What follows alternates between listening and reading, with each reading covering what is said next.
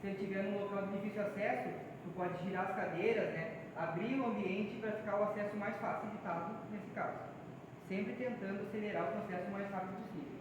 Aqui é importante falar que os 10 minutos iniciais são fundamentais, né? A gente vai tentar o mais rápido possível fazer com que essa emergência chegue até nós, porque como ele está acordado, pelo momento está tudo bem, mas ele não sabe como ele vai evoluir, né? Então, enquanto ele receber o atendimento com estrutura, melhor. Então, aqui, né? Paciente responsivo, consciente com pulso, não tem fraturas, não tem nenhum outro trauma, a gente vai deixar ele nessa posição aqui, que eu falei, posição de recuperação. Vai virar de lado. É a mesma coisa, depois eu falar também quando tem uma convulsão, né? A gente vira de lado para evitar com que se vomite, ele acabe aspirando esse vômito, né?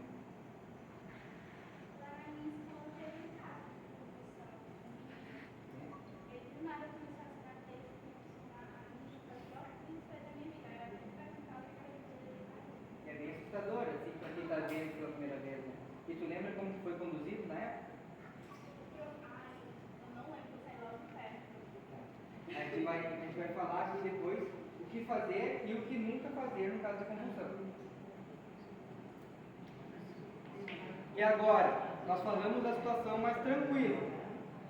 Falamos da situação mais tranquila. O paciente respondeu, está com pulso palpável e está respirando. Ligamos para a emergência, informamos, porém, agora vocês estão na praça ou num colégio mesmo e tem um cidadão deitado no chão. A gente vai testar a responsividade, ele não vai ter resposta. A gente vai palpar o pulso, não vai ter pulso. E a gente vai tentar escutar a respiração e não tem respiração. Estamos diante do quê? Parada cardiorrespiratória. Agora, a situação é muito mais grave. A cada 1 minuto que nós esperamos para agir, 10% a chance menor desse paciente sobreviver. Porque o que está acontecendo? O coração parou. O sangue que ia para o cérebro não está indo. Então, cérebro sem sangue é a mesma coisa que como se fosse um AVC, por exemplo. Está faltando nutrição para os neurônios. Isso gera lesões que vão ficar irreversíveis.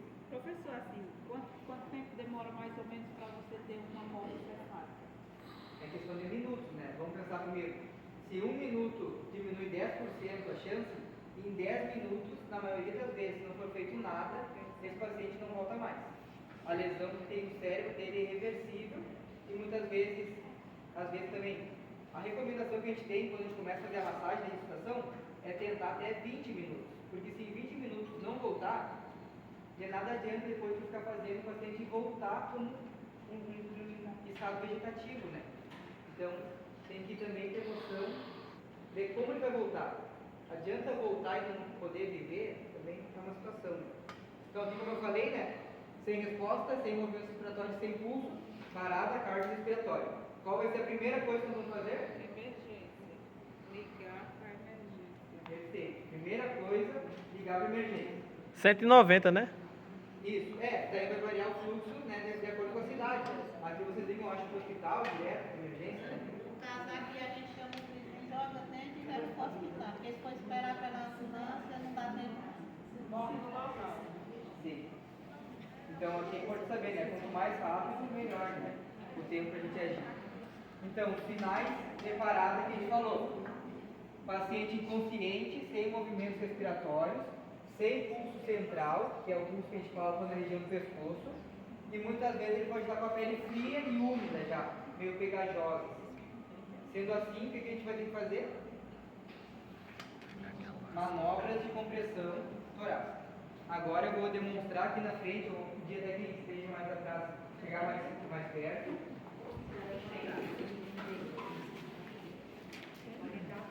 Eu vou passar uma vez, depois eu vou querer que...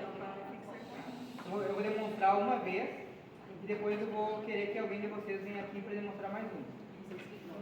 Depois a gente vai lá, no final da aula, a gente vai para a quadra e todo mundo vai fazer, né? Mas agora vamos ter 2 demonstrações. Primeira coisa, então, vou resumir o que a gente já falou até agora. Paciente desacordado, me aproximei, estou avaliando movimentos, não tem movimento.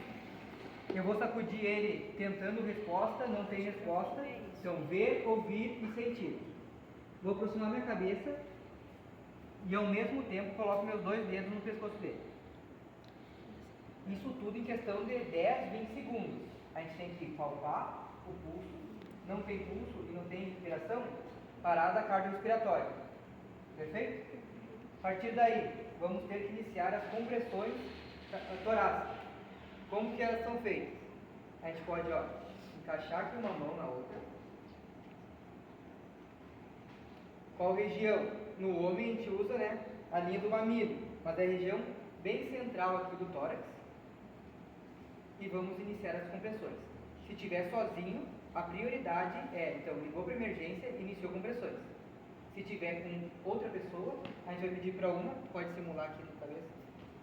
Se tiver entre 2 pessoas, eu vou fazer as compressões e ela vai abrir a via aérea como a gente aprendeu. Vai erguer o queixo, melhorando a abertura da via aérea.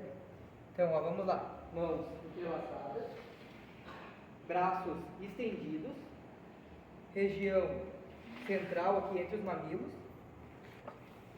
Importante, a força não faço com os braços, e sim a força do peso do meu corpo. E vamos começar as compressões. Ritmo 100 a 120 movimentos por minuto. Além disso, tem que ser profundas e rápidas. Então vamos lá. 1, 2, 3. 1, 2, 3.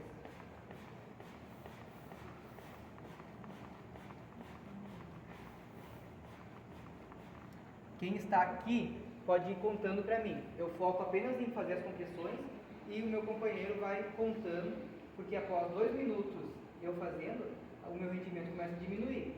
Então, o recomendado é eu trocar com ela. Cara, se eu ver que não tá bom também, eu posso já avisar para trocar. Eu vejo que já cansado, ele não fala nada, eu posso Porque avisar. vocês vão ver na prática, é bem cansativo Porque a fazer as emoção tu compressões. não vai sentir. Então, coisas que a gente tem que ficar atento. Os braços têm que estar estendidos para não ter esse jogo. Se tiver a superfície, tem que ser superfície rígida também. Por exemplo, a gente pode estar muitas vezes na nossa casa, lá com um familiar mais idoso, e o familiar teve a parada. A gente não pode, em cima da cama, fazer a massagem nele. A gente vai ter que colocar para o chão, uma superfície rígida, e aí fazer a massagem. Certo? Então, eu vou fazer por 2 minutos e vou trocar com a minha companheira. Aí eu vou pegar e vou abrir a via aérea, e ela vai fazer as compressões. Pegaram o movimento, mais ou menos? Tranquilo? Agora, quem que vai ser Quem é o voluntário aí? Vai, colega. Vamos lá. Vem 2 que um pega, faz a via aérea.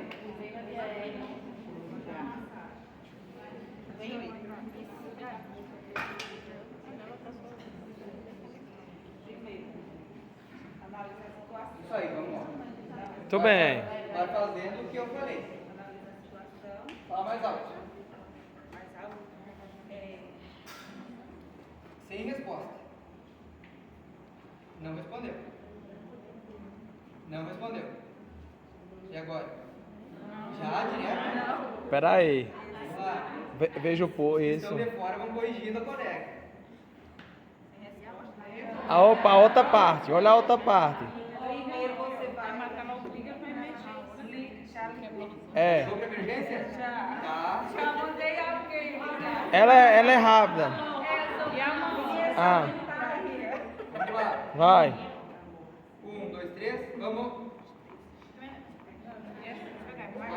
Aí, ó. Calma, senão vai acabar de matar. O ritmo agora. Tem que ser profundo e deixar retornar totalmente o tórax. Mas cansa muito, Cansa muito, né? muito mesmo. Cansa muito.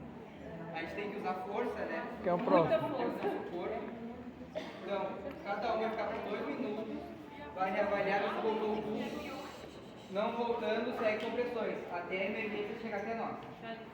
Entendido? Alguma dúvida dessa parte? Então, a gente não precisa contar, basta simular mentalmente 2 minutos. Ou tem que contar? Não, o ideal é quem está segurando, contar até alto. Porque a cada 1 minuto tem que ser 100 vezes que você vai apertar. Porque tem que ser rápido. Entendeu? É muito rápido e muito Você forte. está só em casa, você vai fazendo e colocando mentalmente. Contando, ou até alto, se quiser. Então tem que conseguir fazer 100 vezes em 1 Tem minuto. a frequência que a gente fala é de 100 a 120 compressões em 1 minuto. Aí quem vai, aí o paciente vai para o hospital e você vai também, porque você está acabada. Primeira Depois coisa, dessa Mas quando você vê o seu colega ou Bem- a pessoa que você se dirigiu, teve aquela ação de ir, não vai ter preço.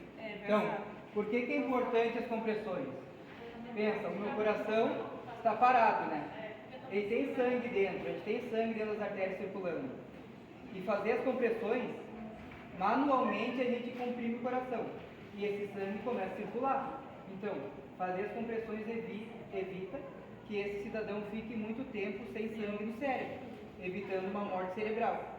Entenderam a importância? Então, fazer as compressões é muito mais importante do que as respirações. E uma pergunta, a gente faz respiração boca a boca?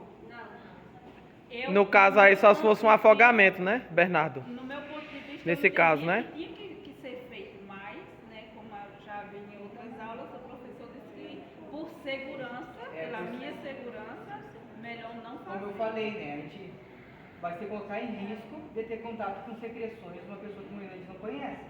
O ideal seria de ter aquele ambu que a gente fala, que é aquele que a gente aperta assim, coloca uma máscara ali e dá a respiração. Daí seria 30 compressões e 2 ventilações. Mas muitas vezes a gente não tem. Se não tem, faz a compressão. A tua dominante. Geralmente coloca a mão dominante que tu consegue colocar mais força, certo?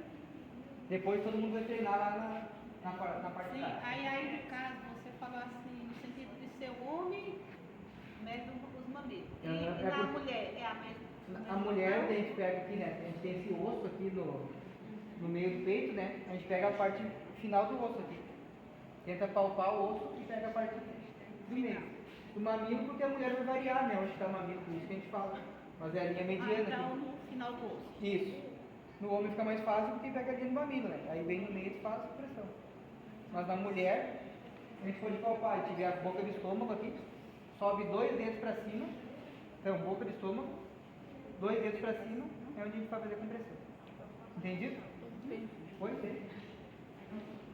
Então, aqui, destacando mais uma vez, a prioridade é fazer as compressões torácicas. Isso muitas vezes vai salvar a vida do paciente. Aqui é a mesma coisa, então, só mais ilustrativo. O paciente está no chão, a gente vai se ajoelhar ao lado dela, a gente vai ver responsividade, vai palpar pulso, vai tentar explicar a respiração, vai ligar para a emergência, identificou a parada, vamos realizar as compressões como a gente comentou. Tá bem? Então, parada cardiorrespiratória, é isso que a gente conversou ali. Nós temos que saber identificar e agir o mais rápido possível, porque o tempo aqui é cérebro. E quanto menos lesões cerebrais, melhor vai ficar esse paciente. Se a gente demorar muito para agir, ele não vai voltar mais. Certo? Se a pessoa tiver com a pessoa vai analisar e já dá um sangramento, a pessoa pode mexer com ele, fazer esse movimento. Aonde é? Igual assim, na boca, no nariz, na cabeça. A gente faz igual. Se não fizer, pensa comigo. Se não fizer condições, ele vai morrer. Professor, não, claro, mas como eu falei, né? Tem situações que tu não vai se sentir confortável, tu vai ligar para ajuda. Mas nosso objetivo aqui hoje é treinar vocês para ter já o conhecimento. O objetivo aqui é treinar vocês para ter o conhecimento, para numa situação dessa, vocês saberem como agir, né? Lembrarem dos passos, identificar e chamar a emergência. E assim, professor, caso tem uma vítima de acidente, de moto ou de carro, aquela pessoa você vê e identifica que ela está bem machucada. No caso, como ela falou, está sangrando o ouvido, está sangrando o nariz, sangrando pela boca. Você faz o mesmo movimento ou não? Ou você deixa ali e Já chama desse ajuda de e deixa trânsito ajuda. já é diferente, né? complicado, mas Mas tem de trânsito, o objetivo ali é tentar manter esse paciente imobilizado. Se a gente for, a gente vai ver, né? Às vezes ele não vai estar parado, mas o objetivo é manter o paciente imobilizado, chamar ajuda e evitar que ele piore as lesões que ele já tem, né? Porque assim, esses dias faleceu um rapaz próximo lá de casa de acidente de moto. Ele colidiu com outra moto. Só que ele Tava saindo sangue por toda parte. Inclusive, ele teve uma abertura craniana. E o cérebro dele já estava, né? Isso é uma situação, por exemplo, existem situações que a gente não vai fazer ressuscitação. A gente avalia, claro, para vocês vai ser difícil agora, mas vocês têm que ter a segurança de que pode ajudar. Muitas vezes, não fazer é o melhor. Por exemplo, paciente que está com o cérebro exposto. O paciente ele não tem praticamente mais chance de sobreviver. Vocês têm que ligar para a emergência e a emergência vai vir avaliar. Vocês não vão poder ajudar muito, entende? Outra situação, o paciente já está totalmente roxo. Ele pode já estar morto há mais de hora ali. Não adianta tu ficar fazendo massagem num cadáver. É difícil, a gente vai avaliar cada situação, né? Mas isso são sinais de que nos leva a pensar que não tem muito porquê de fazer massagem. Ou seja, faz muito tempo que a gente parou. Como eu falei, mais de 10 minutos parado, a chance de voltar é muito pequena. A única ação que a gente tem é fazer quem tem fé, né? Apresentar quem pode, né? Então, situações que a gente não vai fazer essa massagem, o paciente quando está rígido já, tu viu que a gente tem que chama de rigor mortis. A gente fica com uma rigidez após a morte. Então isso aí ele já está morto, não adianta fazer a massagem. O paciente já está também roxo, preto, tu vê que ele já teve um sofrimento respiratório e ele faleceu. Também é uma situação que não vai fazer. E em situações que vocês não tiverem a segurança de praticar a manobra, vocês liguem apenas para emergência e aguardam. Por exemplo, paciente, como tu falou, com massa encefálica exposta. Esse paciente, o risco de sobreviver é mínimo. Então a gente só chama ajuda mesmo e aguarda, certo?